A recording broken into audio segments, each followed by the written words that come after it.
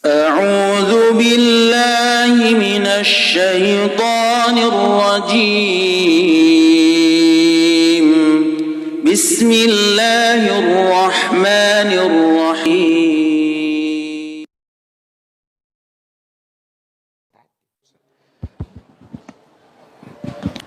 Baik, ini ada lagi pertanyaan Ustadz.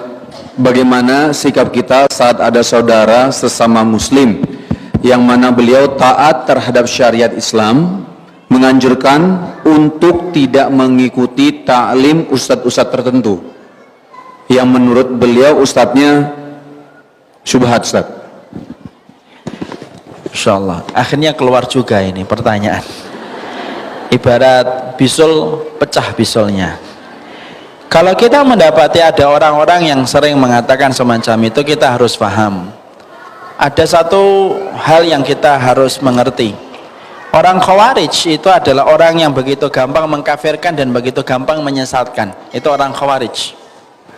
Di antara identitas orang Khawarij itu mereka kalau beribadah luar biasa.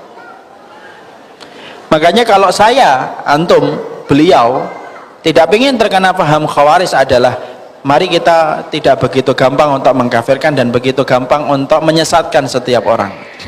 Katakan sama dia kalau memang dia adalah orang yang berkomitmen kepada syariat, mungkin jilbabnya lebih panjang dikit daripada jilbabnya ukhti ataupun ummu. Ketika dia sudah mengatakan syubhat, sampaikan kepadanya syubhatnya dalam perkara apa. Apa yang menjadikan kamu berani untuk mengatakan orang lain itu syubhat? Dan kemudian keterangan apa dan penjelasannya bagaimana? Karena apa? Karena kita adalah orang yang diberikan oleh Allah dengan anugerah akal untuk kemudian membaca dan untuk mengerti. Kita bukan sebagaimana kambing dan bukan sebagaimana kerbau yang dicongok hidung kita lalu mengikuti apa adanya. Kita diberikan akal, kita diberikan anugerah perasaan, kita diberikan anugerah mata untuk melihat semuanya. Karena itu merupakan organ untuk mendeteksi kebenaran. Sampaikan kepada dia, kamu berani untuk mengatakan syubhat itu dalam perkara apa? Maka tanya, hujahnya apa kalau mengatakan syubhat? Supaya kemudian betul-betul selesai. Kalau dia mengatakan ustadz saya yang mengatakan itu, pertanyaan selanjutnya, ustadz antum itu sudah pernah nggak ketemu dengan ustadz yang kamu katakan syubhat? Sudah pernah nggak menyampaikan hujahnya? Sudah nggak menyampaikan dalilnya? Bisa jadi ada ustadz yang kita katakan syubhat tetapi justru dia memiliki dalil daripada orang yang mengatakan dirinya syubhat. Agama ini adalah agama yang tidak ditentukan vonisnya secara instan, tapi vonis itu memerlukan proses yang panjang. Masih ingat kasusnya Jessica yang dituduh nabur kopi sianida, yang menuduh apa? Sianida di kopi, bukan kopi sianida, sianida di kopi. Maka ternyata proses untuk membuktikan bahwasanya dia itu bersalah itu panjang. Siarannya itu sampai berjam-jam, live lagi. Dan ibu termasuk salah satu konsumen yang melihat berita itu. Belum lagi didatangkan itu kemudian ahli dari Australia, ahli dari Singapura didatangkan, CCTV diputar berkali-kali. Kemudian setiap kemudian tuduhan dibantah lagi sama pengacaranya.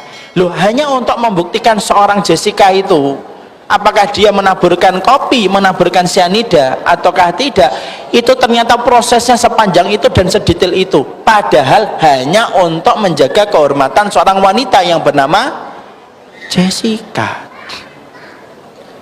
Kalau seorang wanita kafir saja hanya untuk membuktikan dia itu bersalah ataukah tidak, sampai sepanjang itu dan sedetail itu pengadilan itu ditegakkan dan menghabiskan biaya yang tidak sedikit, loh apalagi orang yang beriman.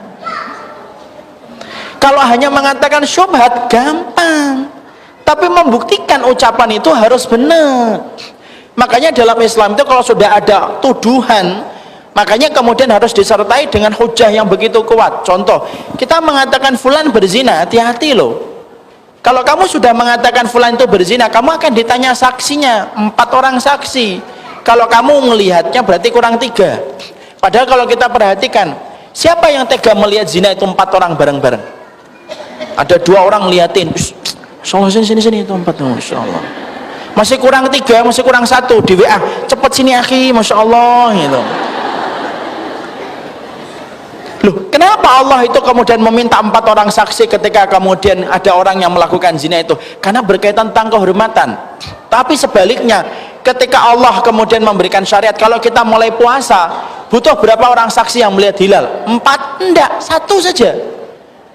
Ada orang kemudian besok kita misalkan ini akhir Ramadan, ternyata sore nanti ada yang melihat hilal, 1 orang saja sudah cukup untuk mulai puasa itu besok. Kenapa masalah hilal cukup 1 orang, tetapi kenapa tuduhan zina harus 4 orang? Karena kalau sudah berkaitan tentang kehormatan orang itu jadinya berat. Siapapun itu yang ngomong, tanya sama dia, sudah siap kamu menghadapi nanti kemudian di hadapan Allah itu? Apa yang kamu katakan tentang semacam itu? Karena orang tersebut ketika kemudian dikatakan ustadznya syubhat fulan gitu, insya Allah saya sih tidak ada, ustadz yang lain mungkin, maka kemudian pasti dia akan menghadapi tuduhan itu nanti di hadapan Allah. Kenapa? Berat loh mengatakan ustadz syubhat itu, berat. Kenapa? Berarti syubhat itu kita sudah mengancam dia dengan api neraka. Syubhat itu mengancam dia dengan api neraka.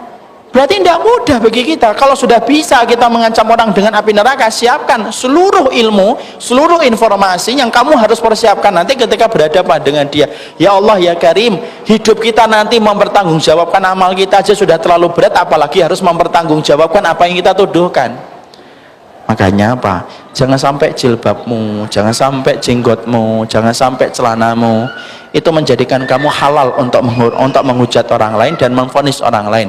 Jenggotmu, celanamu, pakaianmu, hijabmu yang syar'i itu tidak pernah menjadi alat legitimasi bagi kita untuk memvonis secara sembarangan. Allah alam bisawab.